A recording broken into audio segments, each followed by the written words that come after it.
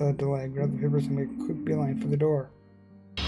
Oh, ho, ho, ho. Hello, welcome back to the letter. We're gonna see how far we can go with Rebecca. Professor Andrew Clark has agreed to meet with me 2 days later in front of Luxburns Public Library. He has other commitments, but being a long-time family friend has its perks. I have my parents' connections to thank for that.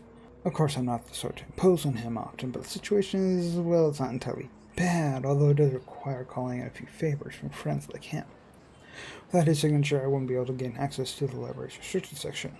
If I want to get more in-depth information on the Ermengarde Mansion, that is not simply what they choose to show the picture out public. As much as I hate to admit it, there's always something people censor. Whatever it is, I won't ever find it in the general section. It has to be what they're keeping here beyond the public eye. The thought of that alone makes me antsy. Thankfully, I don't have to brood over it. Wait for the professor doesn't listen. He never did enjoy making people wait. Likewise, he dislikes people who are tardy. He arrives 5 minutes after I do, greeting me with that kind smile and casual wave of his hand. Great to see this guy again. I haven't seen him in so long, but it appears he hasn't changed much. His familiar presence alone is enough for a fond smile to spread across my face. Professor Andrew! Rebecca! Didn't I say long ago you can drop the professor? You know I can't possibly do that. Even if I can, it feels disrespectful to call you by your name alone. Both you and Ashton never listen to this old man. Kids these days. All right, but just for today, since you're doing me a huge favor, Andrew. I guess you simply can't have it all, even at this old age. But pleasantries aren't what we're here for, yes? You mentioned you needed a permit. Yes, sir, if that's okay with you. More than fine. Anything in pursuit of knowledge, as they say. He hands me the permit without further prompting. Just like he promised, he's also written a recommendation after his signature. This is more than enough to get me to those files. I mutter small things before slipping into my pocket. Although when I look back up, his brows are furrowed with the very face of curiosity. Not surprising considering how vague I've been during our little talks over the phone. Right then and there, I decided to tell him if he ever asks. Maybe not all of it, but stuff he needs to know. That's the least I can do to thank him. As I suspected true to his inquisitive nature, he asked, If you don't mind, though, I know you've always been an eager learner, but may I know what in the restricted section that piqued your curiosity? It's the Ermengarde Mansion, sir. He's quick to raise an eyebrow at that. For a while, I fear he'll take the slip of paper back. Is there something in what I said? The ones they have out in the general isn't enough? I'm, hoping for a more in-depth read, sir. More about the history and the people who once lived there. The general section doesn't have anything much on that. Oh, I see. Well, you certainly aren't the first one to be enamored with that place. It doesn't shock me. The architecture is admirable, and the urban legends are something to talk about. Alright, I'm trying to think when we met him before. It was with Zach, I think. And I think there may have been a brief thing with Marianne. I don't remember. Why, just this past week. I've got a few asking me about that. Imagine that. I think enamored might be a little too much to describe our interest in it. But I have to agree. The mansion is beautiful, even with the renovations. Oh, you've seen damn it. Sorry. What did it say? I didn't even read it. They keep the stain. They kept the stained glass windows too. There, being absent. Okay, so. Okay. I was there for a few hours to attend a housewarming party. The invitation was for my parents, but they couldn't make it. My mum used to work as a private tutor for the Evans. Hannah Wright? Ah, I know of her. Her husband, too. Who doesn't? He doesn't seem very fond. Luxborn's most popular couple. Even the falls behind his eyes, the warmth and suddenly gone. Like he's reliving a painful, distant memory and seeing it play right in front of him. He disappears almost as soon as his services, but that look has unsettled something in me. Is something the matter? Nothing much. But you know, you're already like a daughter to me. So if you could, do be careful with the friends you make. Is this about the rights, sir? Just a friendly advice from an old man. Don't think much about it. Anyway, I have to leave now. Can't miss my weekly serving of bear claws. Say hi to your parents at the detective inspector for me, will you? I wish you luck with all that research. I will. Thanks for this, Andrew. Andrew gives my shoulder a light squeeze, the gesture a younger me has always appreciated. Quickly crosses the street after. I watch him until it disappears behind the door to a cafe, until the door swimming inside my head finds a moment to rest. Whatever his business is with the rights isn't anything I should concern myself about. But something in the grand somehow in the grand scheme of things now, all of it feels oddly relevant. Yeah, the how though I've yet to find out. And I'm hoping the library will give me the answers I want this time. On a gloomy Sunday morning, the library is especially empty. The second floor in particular. I've always considered this place to be a sanctuary, a respite away from the hubbub of the city. A child who grew up reading books here, spending hours here to no end, poring over the pages, living out fantasies in my head until my parents called me home.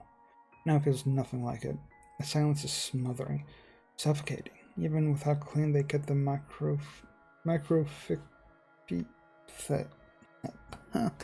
room.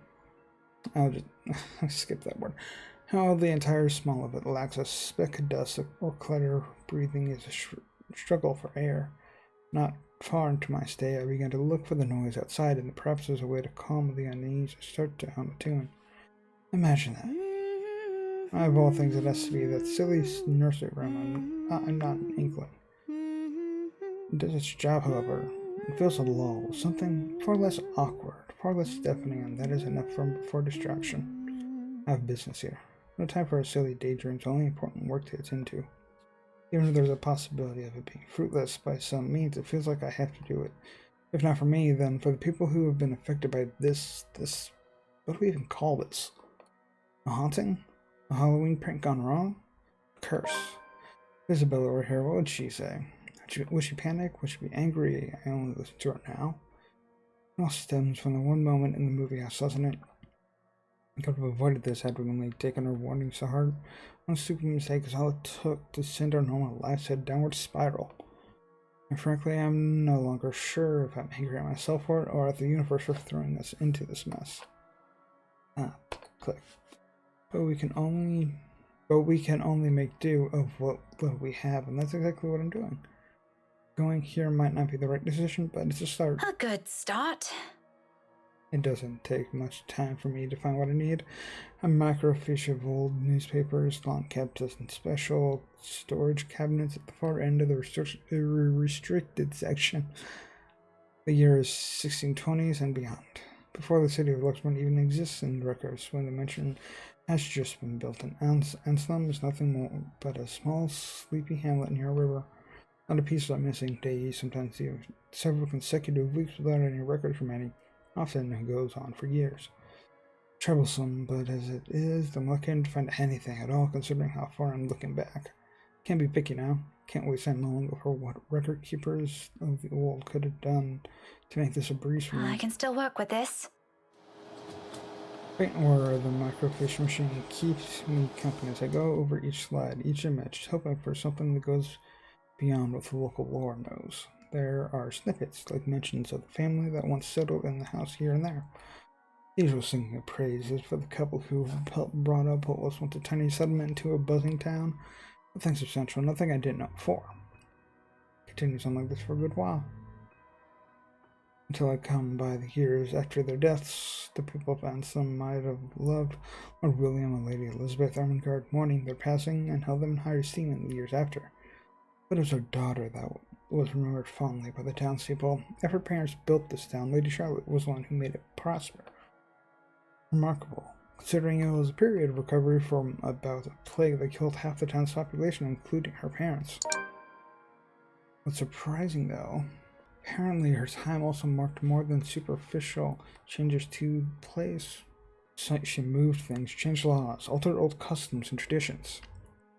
They're done on a woman's whimsy, it doesn't say, but she seems capable enough of more than that.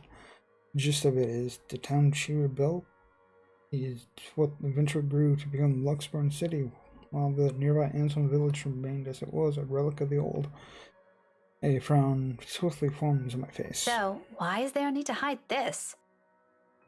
One by one, I try to recall every lesson I've gone through, every book, paper, and journal I've read. None of those ever mentioned this. It's always the lord or the lady of the house. Their endearing child, always an afterthought to those anecdotes, the one who always took her to life in the end. Never someone who restored a town from the brink of collapse or brought new ideas to it. Is it because she's a woman? That pisses me off. Granted, not everything is sunshine and rainbows, not all aspects of her can be considered admirable. But this is history. Some parts are bound to naturally delve into unpleasant territory whether I like it or not. Witch hunts, for example, have become common near the end of her life, which would have been completely unremarkable and might have gone to become a mere footnote in history if it didn't involve Lady Charlotte and the very slave she saved. It caused quite a stir, enough to leave almost a week's worth of clippings. The girl was eventually burned, condemned by an entire town, the word of Lady Charlotte alone. But this doesn't really have anything to do with this curse, does it? Unless that woman following us and this slave are the same person. Tale of revenge? Not cliche. However, with the lack of accurate photographs, it's impossible to tell. Maybe if I squint, the illustration will start resembling her. But in my field, it doesn't work that way. It shouldn't work that way. I'll be the laughing stock of the community. This isn't going anywhere. Mentally exhausted, I take a careful step away from the screen, pressing a palm to my tired eyes. Lack of ample light in this area doesn't help. A headache already threatens to form at the back of my head, yet I'm nowhere near figuring things out. This is simply too much to take on and all. I should have asked for someone's help. Now I'm at a dead end. Start gathering everything around me, placing them back in their respective envelopes for storage. Emotions no longer new after volunteering here a number of times. I didn't make much mess, but anyway, considering the lack of materials available to begin with. I'll have to look somewhere else. The where remains unknown, though. But just as I'm about to slip the last of the slides in, something catches my attention. My hand pauses the microfiche halfway through its protective sleeve. This is one of the few I've set aside without taking a careful look at it. It seems like a gossip column at first glance, but upon closer look, I slide it back to the reader, gently turning the dials and search the page. It takes some time, but once the image becomes clear, it must have had the drawing commissioned for the announcement. I don't doubt it. Details are far more intricate, like their likeness, likely closer to how they might have appeared at the time. They're both recognizable this way, closer to those paintings I've seen in the mansion. However, it's the man standing beside her, Edward Godfrey, according to the article that caught my attention previously. Her first cousin and eventually her fiancé. Maybe it's the posture, the manner in which he holds himself. Maybe it's the shape of his eyes, so I can't be too certain about that until I've gotten a better reference. Nevertheless, there is a resemblance. He looks eerily like... My head snaps, I'm glaring at whoever's running in the floor above. Any day, I'd march upstairs from reprimand whoever it This is. is a library, for heaven's sake. To be fair, you were humming earlier. But now isn't the time I've gotten what I need. Without wasting another minute, I hit the machine's print button for a copy of the page. My other hand moves, put everything back into storage. A ragged exhale slips from me. Relief perhaps, or maybe this is already exhaustion. Regardless, soon I'm closing my eyes as I wait for the printer to finish, if only to stave off a headache building up from everything. There's the humming again. Sometime I've even begun humming the same song again for comfort, despite my doubts about this, despite all the tension in my shoulders. This may be a small find, but at least I can start somewhere. We can start somewhere. There's always a way out of this. I know it. Printer sputters to a halt. However, its sound isn't what makes me snap my eyes open. Oh.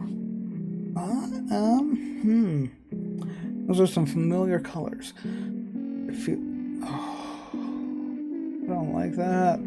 The feeling, a chilly brush of the air behind my back, brief enough for something sickening to suddenly lodge itself in my throat while I take in my surroundings. It's that suffocating sensation again, creeping to every part of me, crawling under my skin, draining me little by little of any strength. That day in the mansion, in that brief moment at the school, without delay, I grabbed the papers and made a quick beeline for the door. Hey. My whole body freezes. What are you doing, Miss Pink? I hold my breath, not daring to make any noise. For a little while, only the sounds of paper crumpling into my grasp filled the room. The excitement from earlier gone instantly. Replaced by a cold, seeping dread spreading throughout my limbs, but more than the fears, the anger pains me to hear her using my own student's voice against me. More than once I believed it was really her. She has no right. Why don't you play with me? Although she hasn't made a move, if there isn't a wall behind me, I will probably take a step back. Anything to put a distance between us, no matter how small, as long as I'm out of her reach. But I steel myself, because if I do fall back, turn away from her, I'd be left no way out. I'm not down here. You think you scare me? Miss Pink, don't be so rude. I'm I'm not sorry. afraid of you, you spook. This is one Scotswoman. You aren't getting into an early grave without a fight. Come at me. I expected she'd lunge, prove to me what a monster she is. Instead, she gives me a smile, twisted and gnarled. It's as if time has crawled to a stop at the sight of it. A split-second decision, before I knew it, my body shifts. Eyes closing in anticipation, hand grabbing whatever solid notes from a nearby table, hurling it at her. I don't bother looking if whatever I threw or hit its mark. I run, as fast as my legs can carry me. Despite my heart threatening to burst out of my chest, but in this music bookshelves with the whole place almost full of people. You're really making me do it now. I feel like if I head to the door, that's too obvious of a thing to do. I'm head upstairs. There are people upstairs, aren't they? The weekend staff or some volunteer? Should be. Even if it's a Sunday and I'm only here on a special permit, there should be at least one other person manning this place.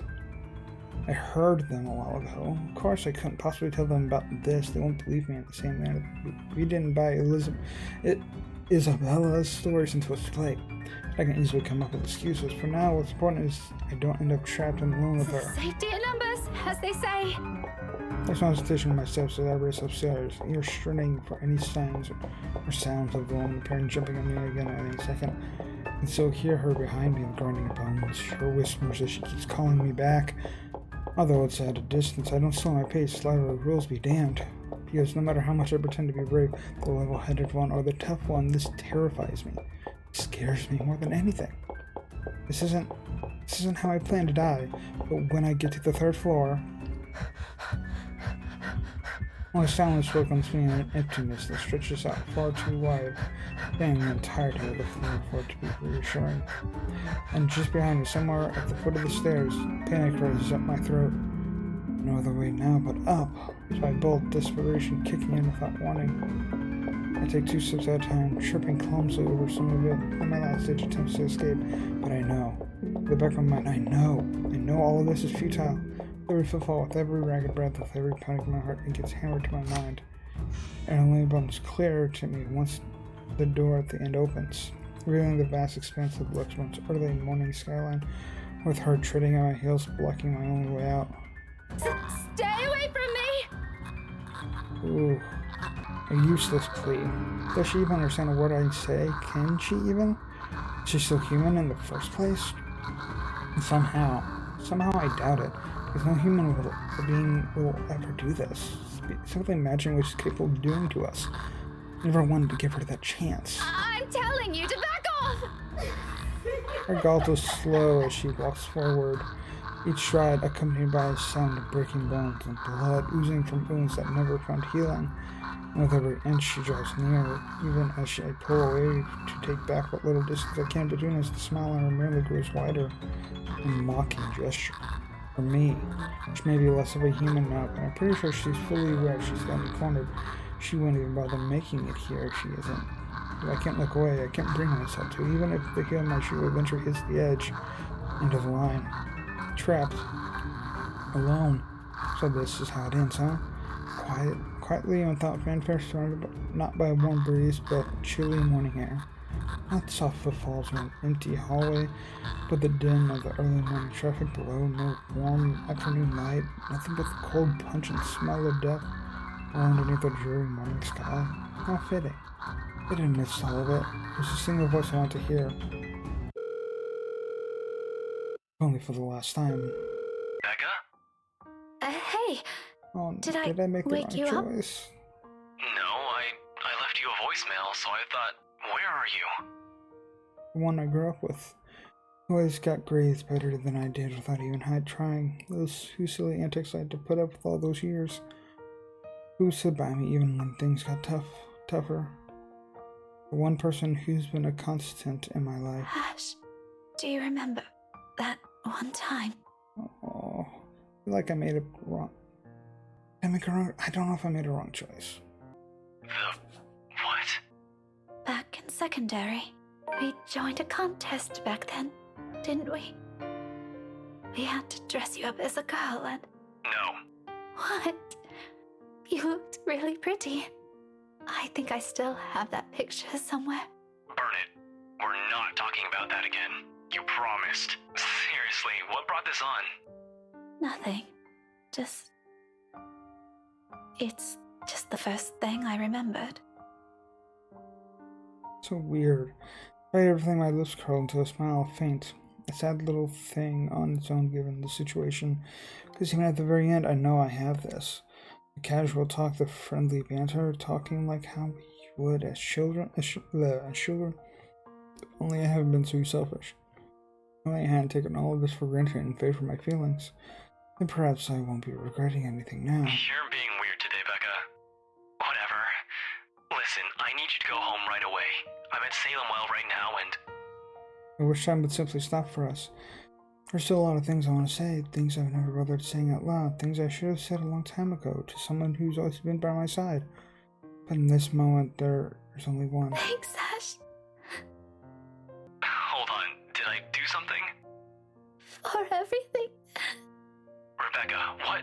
I'm so glad to have known you.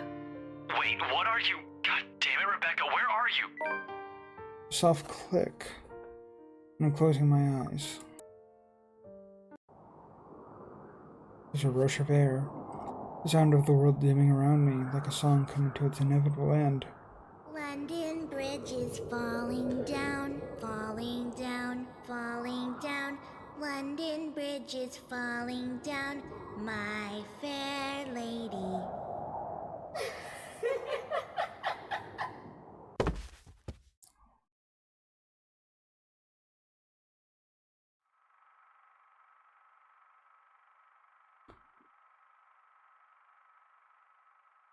Man, like a memory fragment. Lovely.